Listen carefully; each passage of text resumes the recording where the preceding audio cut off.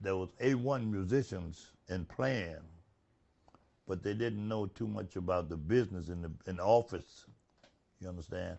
Chess Records had a thing, I think. So I learned, so I heard they called, allegedly they called, uh, was studio contracts. You understand? Anything you record in here belongs to the studio.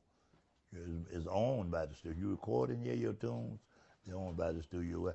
The publishing company, he had his own Arc Music publishing. Most of the tunes would go right into Arc.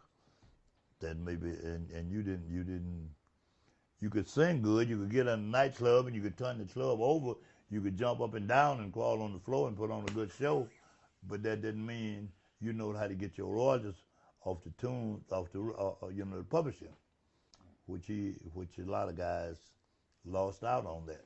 And what about your tunes? Were you able to I, hold on to the rights of your tunes?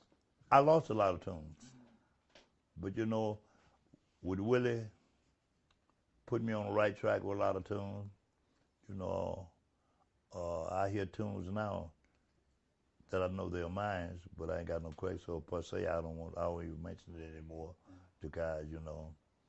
I hear some guys in Texas, some of the biggest bands in Texas, they doing some Eddie. Back in the day, they made hits off of Eddie Shaw, but I didn't have the copyrights. I didn't have, but Willie told me, he said, Eddie, when you write a tune, go to the currency exchange, pay $1, and have it notarized.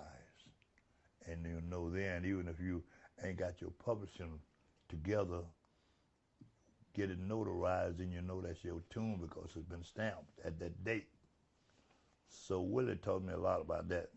Then I know how to get my own publishing later on. I didn't know nothing about that, man. I know I could write and I could arrange, I could do all this stuff, but just the office business about a lot of tunes, I didn't know. There's a lot of ways you can make tunes. You ain't gotta sell a tune that sell 1 million copies before you can make $1 million. It ain't like that. And I didn't know about that. So that's when I come in with it so much about Yip and me back in the day. But companies did that. A lot of guys you hear tunes now that's selling like this. Back in the day, guy know right. They get a guy out of Mississippi, Arkansas, Louisiana, ain't been done over chopping or picking cotton all his life.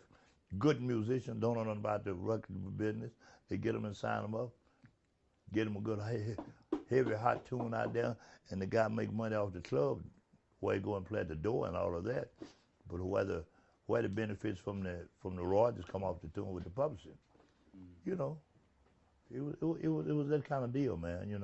And then you were around and you witnessed the sort of whole British Renaissance, where the Brits started to come in. Yeah. And in many ways, I mean, they just grabbed it and ran with it, right? Well, I tell you what they done. They educated a lot of guys too. You understand? They educated a lot of guys, like Muddy and Wolf and these guys. When the guys like the Beatles and these few more bands that came over, they were studying what you're doing. What are the changes Hubert Sumlin is making? How can he play a guitar like this? How can he run these notes and get that sound? How can S.P. Leary play like that? You understand? So they studied. A lot of them came from England and everywhere to study, and they were serious about it. They love Wolf. I know the day when the Beatles came. I remember when Bill Wyman come and visit Wolf, stayed at his house when his little boy was a little boy. I met all the cats, and they were serious, and they loved the blues artists, and they kind of educated them. Hey man, you getting money for this? I don't get money. I'm playing and that. I'm get. You know about your royalties? No. Educated a lot of guys on it. So they didn't just come over.